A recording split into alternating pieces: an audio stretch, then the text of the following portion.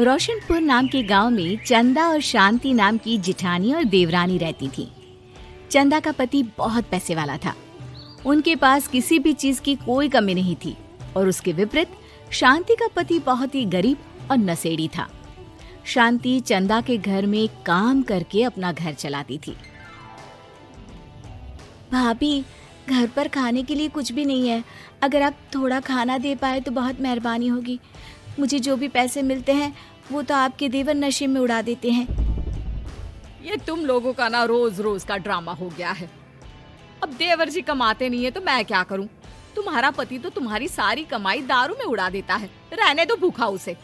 अरे ऐसे मत बोलिए भाभी, आप तो जानती ही हैं कि वो मन के कितने साफ हैं, पर इस बेरोजगारी के कारण उन्हें दारू पीने की लत लग गई है। अरे अपना ये रोना गाना बाद में कर लेना, पहले काम निपटा ले घर का। मेरा और टाइम खराब ना कर। जा गेहूं पीस ले, फिर तुझे कपड़े भी धोने हैं। शांति रसोई घर में जाकर गेहूं पीसने लगती है। पीसते पीसते कुछ गेहूं वहां कपड़ों में गिर जाते हैं, जिसे देखकर उसके दिमाग में एक आइडिया आता है। क्यों ना ऐसे ही थोड़े गेहूं मैं अपने पल्लू में बांधकर घर ले जाऊं, फिर एक बर्तन में जमा कर लूंगी और उसे पीसकर रोटी बना लूंगी। कुछ दिन तो ऐसे ही चलता रहा, मगर फिर एक दिन चंदा ने शांति को ऐसा करते हुए देख लिया। अरे पहले तो मुझे लगा तुम लोग बस गरीब हो, पर तुम लोग तो चोर भी हो।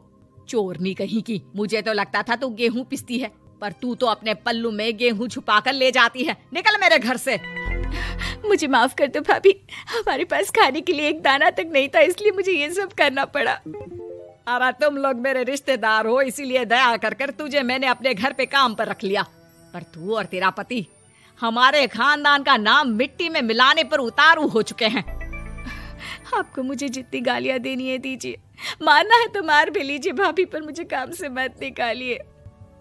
परिवार की बात है, वरना कोई और ऐसा काम करता ना तो धक्के मार कर कब से घर का बाहर निकाल दिया होता।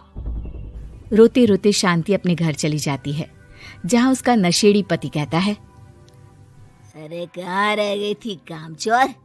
इतनी देर क्यों कर दी? आज पैसे लाई कि आज भी खाली हाथ वापस आ गई है? अपने हाथ दिखा। जरूर पैसे छुपा लिए ताकि मैं दारू ना पी पाऊं। नहीं जी, मैं आपसे क्यों छुपाऊंगी, और अभी आप दारू पीने की बात कर रहे हैं, उसी कारण तो आज हम लोगों की ये हालत हो गई है। किसी काम की नहीं है तू, बिना मार खाए समझेगी नहीं। रख, अभी तेरे होश ठिकाने लगाता हूँ। रामलाल शांति को बहुत मारता है। शांति का मन दुखी हो जाता है और वो गांव के तालाब के पास के एक पेड़ के नीचे बैठकर फूट फूट कर रोने लगती है।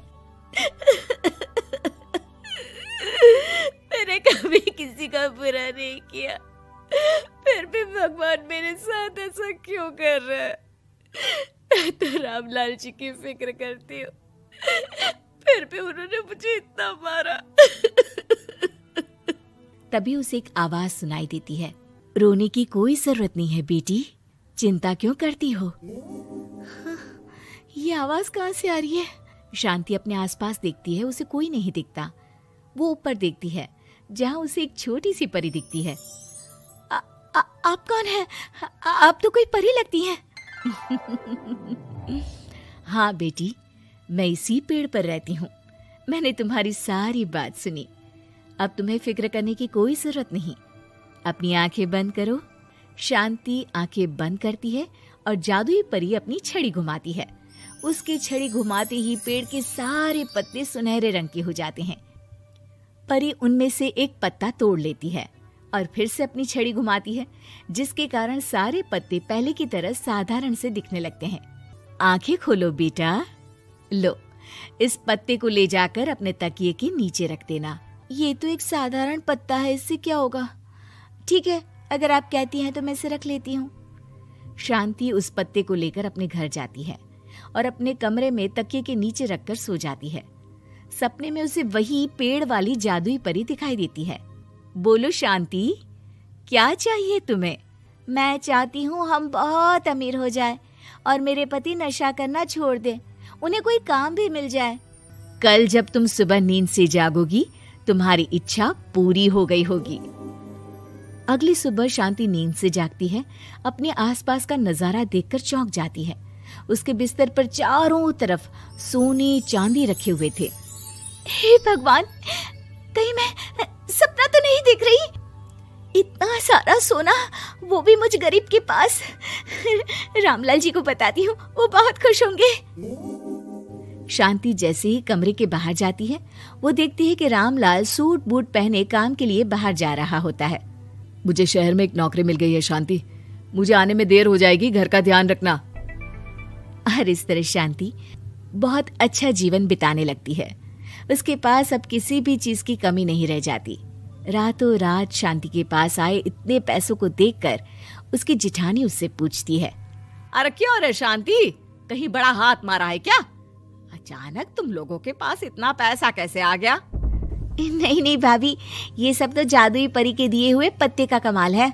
शांति जादुई पत्ते के बारे में सारी बात चंदा को बताती है, जिसे सुनकर चंदा के मन में लालच आ जाता है और वो झूठ मूठ रोते हुए उसी पेड़ के नीचे जाती है जहाँ उसकी रोने की आवाज सुनकर जादुई परी कहती है, क्या हुआ बेटा, क्यों रो रही हो? मैं बहुत गरीब हूँ, मेरे पति मुझे बहुत मारते हैं, अब मैं जीना नहीं चाहती। चिंता मत करो बेटा, अपनी आंखें बंद करो। जादुई परी चंदा को भी उसी पेड़ का एक पत्ता देती है और तकिए के नीचे रखने को कहती है। चंदा उस पत्ते को लाकर अपने तकिए के नीचे रख लेती है और अगली सुबह जब उठती है तो उसके कमरे में चारों तरफ सांप बिच्छू रहते हैं। अरे बचाओ बचाओ, कोई मुझे बचाओ, ये कैसा पत्ता है जिसे लाने के बाद उस गरीब शांति के पास तो इतना सारा सोना आ गया और मेरे चारों तरफ ये सांप बिच्छू, अरे कोई बचाओ।